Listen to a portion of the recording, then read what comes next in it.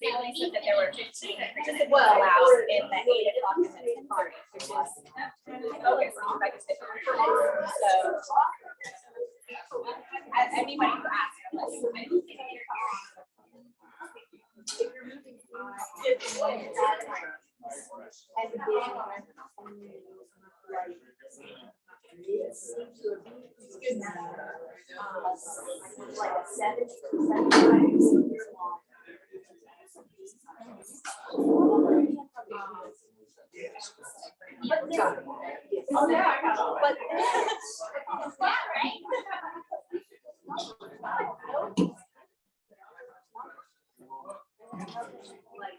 I don't know if they weren't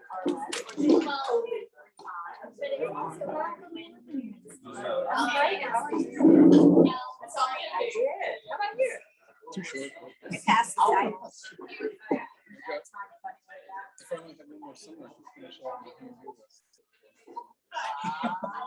No progress. Frank did not.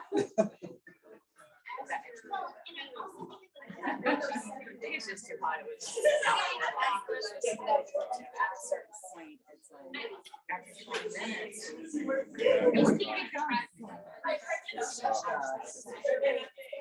Yeah, drain out as fast as it's getting expelled. Right. And then you just. So I'm gonna go ahead and get started. It's a couple after, and I want to make sure that we have enough time to get everything in. I'm Christine Keeler. I teach health, sports medicine, medical terminology. This is my great room. It's not done yet. But I have like a little medical office and everything over there. And then this is like my lecture area. So welcome to the lecture. I am a yoga instructor, personal trainer, athletic trainer, everything on the side of health and wellness. And so every year the faculty really looks forward to like the nice part of the teaching, like how to be a well-balanced teacher and stuff. So I've done essential oils, I've done yoga at your desk, I've done all that kind of stuff. So this is going to be more of like the mindfulness and how to get like a little woo-saw moment during the daytime. Because, you know, since COVID, in my world of teaching, my stressors have become a lot worse since COVID, dealing with parents and dealing with sassy kids and that kind of stuff. And that's been, I mean, that's an 8-hour chunk of your day. And then you go home and then you're not actually in a good place to be home. And so I was like, what's happening here?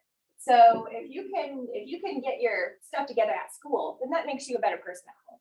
And that's what I wanted this talk to be about. So the 3 things that we're going to do is I'm going to teach you how to do alternate nostril breathing. And I'm going to tell you one in a second. And then I'm going to give you a opportunity for 5 minutes during your daytime of peace and quiet. Either come to your desk, sit down for 5 minutes and do nothing, sit at your desk before you leave to go home and do nothing, or do it during your planning period. But like no music, no kids, no TV, no nothing, just zone out. And then a positive feedback loop. And we'll talk about that also. So alternate nostril breathing is called Nadi Shodhana in yoga. And the nadis are your energetic pathways, likened to chi, right? Or if you're more Western medicine, likened to your circulatory system. And so when you are doing alternate nostril breathing, you can put your hand in front of your nose right now, and you can feel that one side is going to be a little bit heavier than the other side. You're breathing through one nostril at a time, predominantly. It's very obvious to feel when you're sleeping. If you're a side sleeper, then the nostril that's on the bottom usually gets stuffed up and you're only breathing on the top side. Okay, well, that's not great for us. We need to have oxygen going through both of these channels because your brain survives and thrives on oxygen and sugar, right? So when we actually force ourselves to breathe through both sides, through both nostrils, we're getting more oxygen to the brain, we're getting more oxygen to our tissues and body. It's a better environment. And when we get stressed out, we tend not to even have those deep breaths. And if we're not having those deep breaths, then there's all of those extra, like I'm going to say dirty gases, but extra gases that we need to off gas so that we get the good healthy stuff in. Okay. So Nadi Shodhana is done in what's called the Vishnu Mudra. So it's a hand positioning about wisdom. So you drop down your first finger and your middle finger so that your ring finger, pinky, and thumb are up. And then make a horseshoe out of them, right? Make a U, okay? And then flip it towards your face, right? Here you go, and then flip it. So what's going to happen here, and I'm gonna walk you through it. Your thumb is what closes off your right nostril, and your ring finger is what closes off your left nostril. And you're not pushing or pinching, you're not doing this at all. You're basically shifting your wrist from side to side. So to close off the right, you would shift, To close off the left, you would shift, shift, shift, right? Okay, so now here comes the direction portion. When you do Nadi Shodhana, you just start your normal breathing. Okay, so everybody should just be breathing normally, get your hands ready. And I'm gonna walk you through this. I'll demonstrate it first and then we'll do it all together. As you're doing your normal breathing, you're inhaling through both nostrils, exhale through both. And then, I don't want you to do it now, I just want you to watch. The next time you breathe in, you're gonna close off the left nostril, exhale through the right. Inhale through the right, close it off, exhale through the left. Inhale through the left, close it off, exhale through the right. Inhale through the right, close it off, exhale through the left. That was a little faster than what you probably would like to do, but that's the situation. So if I could give you a visual, you would inhale through the left, close it off, exhale through the right. Inhale through the right, close it off, exhale through the left. Inhale through the left, close it off, exhale through the right. Got it? Okay, so let's try it together. We'll just do it maybe 20, 30 times or something. Okay, so Vishnu Mudra, tell it to, or show it to your face, right? Breathe normally. Oh, I gotta get you all on the same kind of breathing. Okay, so I want you to inhale here, exhale, inhale here, close off your left, exhale through the right. Inhale through the right, close it off, exhale through the left. If you want to close your eyes, you can. Inhale through the left, close it off, exhale through the right. Inhale through the right, close it off, exhale through the left. Inhale through the left, close it off, exhale through the right. Inhale through the right, close it off, exhale through the left. Inhale through left, close it off, exhale through right. Inhale through right, close it off, exhale through left. Inhale through left, close it off, exhale through right. Inhale through right, close it off, exhale through left. Inhale through left, close it off, exhale through right. Inhale through right, and start to breathe normally. Don't worry about closing it off. So you always inhale through the right, and then you let your hand go to finish. Okay, and that was about, I don't know, would you say that was about a minute? I lose track of time when I do it. I would say that was about 30. I always lose count because I'm doing the talking. But I would say that that was probably enough for you to feel a little bit of a difference. If anything, you would feel a difference through your sinuses and your under eyes and through here. So the science behind this is very, very cool. You have your nasal cavity, right? This is where your sound reverberates. This is where your oxygen comes in and out. You get a stuffy nose, you breathe through your mouth, and you're not getting any air into your nasal cavity. Your nasal cavity has a bone that's right at the base of your skull. It's called the ethmoid bone. And on the ethmoid bone, there's a cribriform plate. Okay, the cribriform plate has these finger-like tentacles that come out for your olfactory nerve. And these finger-like tentacles are the ones that grasp onto all of those oxygen molecules. So you are literally bringing more oxygen to the base of your frontal lobe by breathing through your nose. Okay, so this is especially good for mouth breathers to do several times a day because you are getting that oxygen. We're not talking about internal respiration where you breathe through your nose and the capillaries and the alveoli, and then we drop them off to the other extremities of our body. This is direct. This is right here. So that's one of the major reasons that this is so rejuvenating and kind of resets the tone. Okay. So if you ever have one of those like cycle moments in your classroom where it's just hitting the fan, or it's been just one of those days and you get to your planning period and you're like, I don't know where to start. Start by breathing, and then that will get you regulated so that you can make your next hour and a half tasks. Okay. So that is called Nadi Shodhana. The next, you just missed our breathing exercise. All right.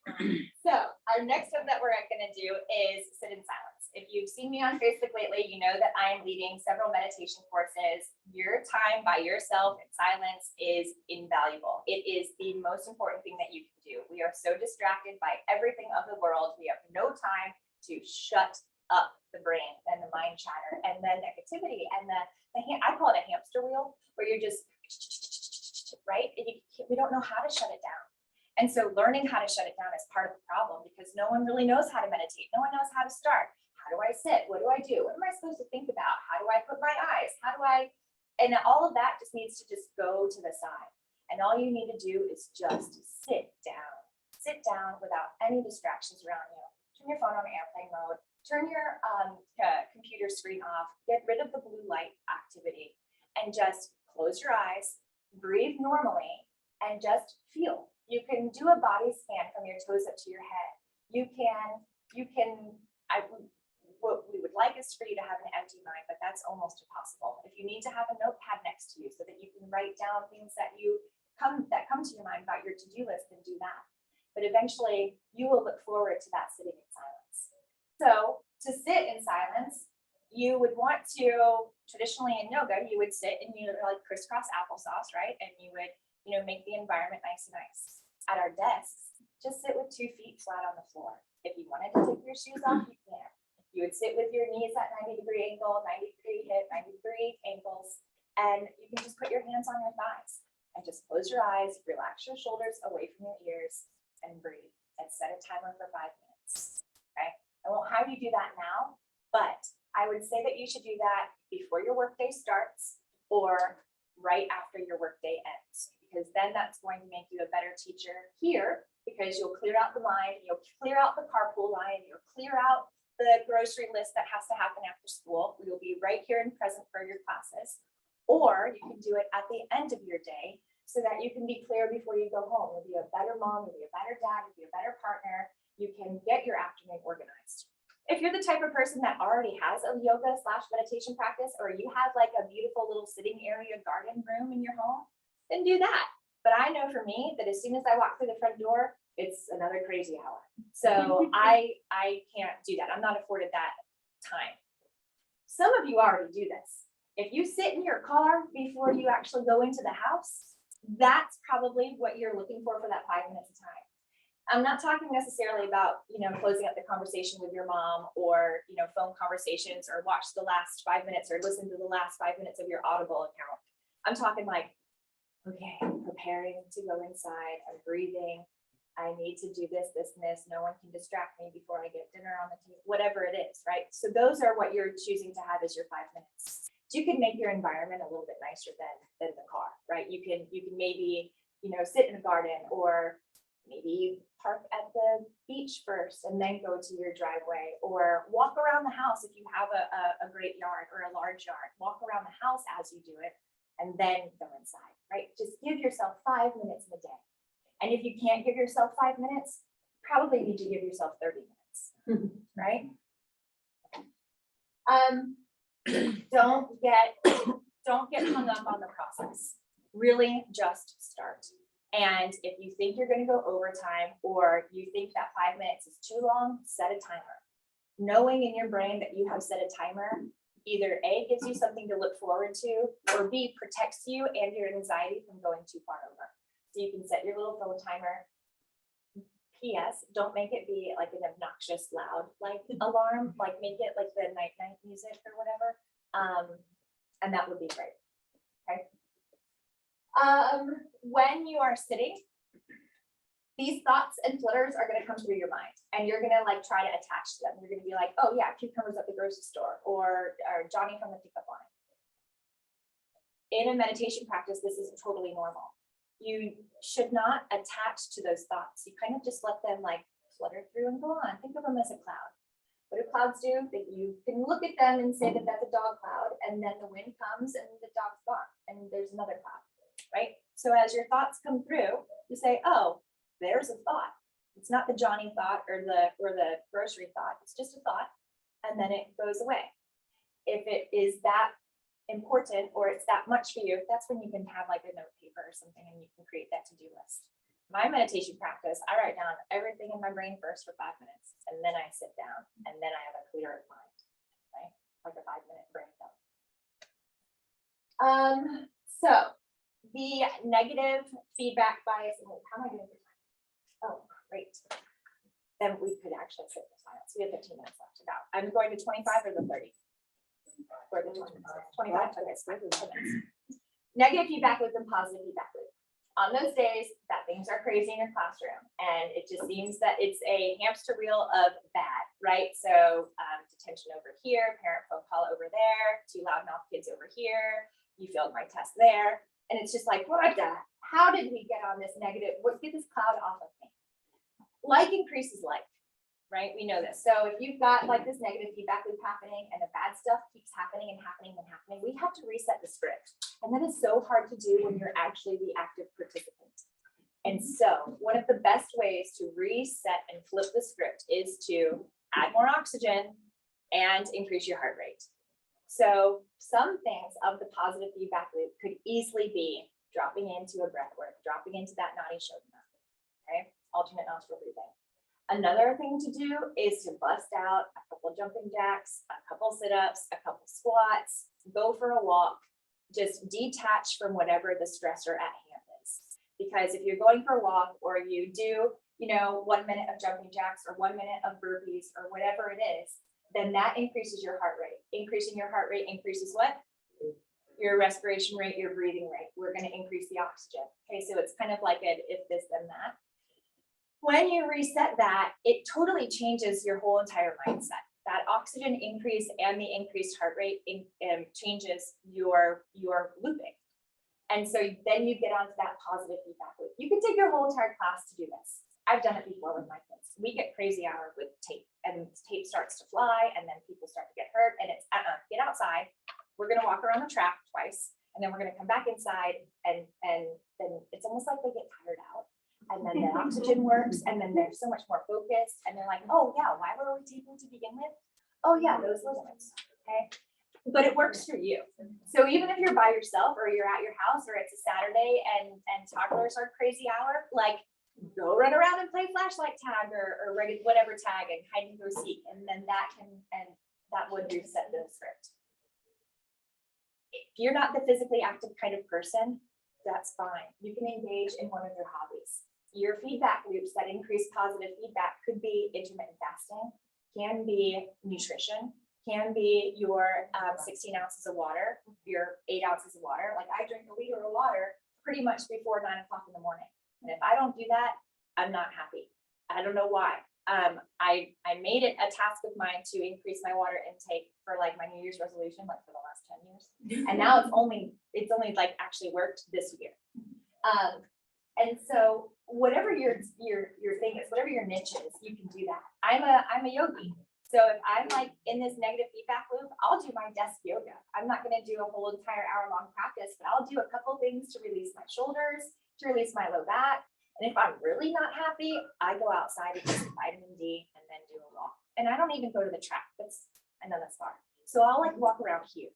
And if it's raining, walk around the building during your planning period. Or take your kids on like, I don't know, you can take your kids around the building. You take your kids outside. So when you're at home, cold showers. Y'all have heard of Wim Hof. You know who Wim Hof is? Okay, if you haven't heard of Wim Hof, search WIMHOF and possibly 2 F's. I'm not sure. Anyways, Wim Hof, he's a crazy man. His personality is not for everybody. His personality was not for me. However, if you can pay attention to the lesson and not the delivery, right? We've done this before. Pay attention to the knowledge, but not necessarily how they're inflecting and saying it. It's there. So he is all about breathing and he's all about cold showers. And those cold showers totally reset that negative feedback loop. If you're having a panic attack, an asthma attack, if you are in that negative hamster wheel, if you give yourself a cold shower or even splashing cold water on your face, how many mothers told you this when you were like ugly crying when you were a child, right? That cold temperature really resets that negative feedback loop into a positive structure. So these are just some of my ideas. Distress is what happens in that negative feedback loop. Eustress is what we need. What gives you the good stress? Diet, nutrition, exercise and movement, breathing, engaging in your hobbies, the cold temperature showers, okay? Other things, maybe reading, maybe 5 minutes of reading, that 5 minutes of Zen time, having a great cup of coffee or a great cup of tea, having a cup of like night milk before you go to bed, like warm milk, golden milk, whatever it's called. Gardening, people like to get their hands dirty. There has to be something about what is in the soil when you're gardening, because I've never met an angry farmer, like, right? So these things are going to be different for everybody. You just have to kind of find what your thing is, and then you have to find what's easy to bring into your classroom if you find that you are getting in that negative space in here, right? And if it's not in here and it's at home, then fine, do a little introspection. And if you don't know what to think about when you're sitting down for 5 minutes a day, maybe that's what you think about. And you think about where the day goes wrong consistently, and then you can flip the script on it, right? So couple things. You can get your kids to breathe, and it doesn't even have to be fancy alternate nostril breathing. You can just give them 5 minutes to breathe. On YouTube, there are plenty of instructional options. You can do Wim Hof if he's a little crazy. His vocabulary probably isn't appropriate, but you can find someone else that's nice to do some breathing activities. You can set, nice music like binaural beats or delta waves or something like that to listen to positive work environment. You can get them to move. Last year we did the listing, like how you make a list to get your stuff done in a whole entire day. You can have your students do that. If you notice that your students are off track and they're not doing anything, you can have them write down a list of 1 through 5. Here's what you need to do in the classroom. 1 through 3 are your priorities. You need to get these 3 things done today. As far as us, we can do that alternate nostril breathing. We can do 5 minutes of silence in a day, either before, after, or during the planning period. And then you can engage in your hobby. If you have to bring a coloring book, right? You have to bring a coloring book to your desk and give yourself 5 minutes of just coloring and focusing on color by number to detach, then do that. If it's, if you like to listen to audible books, then do that. If you music, any of these things. Right? So you just have to find what works. And this is one of them. So that wraps my portion up. I have a free meditation class on my website if you want it. And I can give you that link. But it's 10 days of meditation. Every single day you get a new task, you get a new audio, and it's kind of an easy does it. It's self-paced. If you get through 1 through days 3, then and you drop off, then fine, but you still have access to the other days if you wanted it. So that's always an option that you can have. And if you don't take a picture, you lose the page or something, then I can email it to you. Okay, do you have any questions? What should I do next year? Are you going to give me feedback for next year? Because I don't want to do the same thing every single year. We did essential oils my first year that I was doing PD. Then we did yoga at your desk last year, and now we do mindfulness this year. Think about what we should do for next year. It could be a rotation too. I was You thinking go that back too. to essential oils because it's going to be really I didn't do the essential oil. Yeah. So you Do a can even rotation. rotate through. Yes. Maybe one more and then start rotating. I don't have my essential oils yet. I brought them at home for the summer, and I was like, oh, that was really good for our breathing. But I didn't think about it. because it's all very helpful. Yeah. I wouldn't keep thinking of new things. Yes. So much fun. Yes, you do. So much. Thank you. All right, so I left you with, it is 8:25. So I left you. We have time to get to this. Don't forget to sign in over here on the sign up sheet.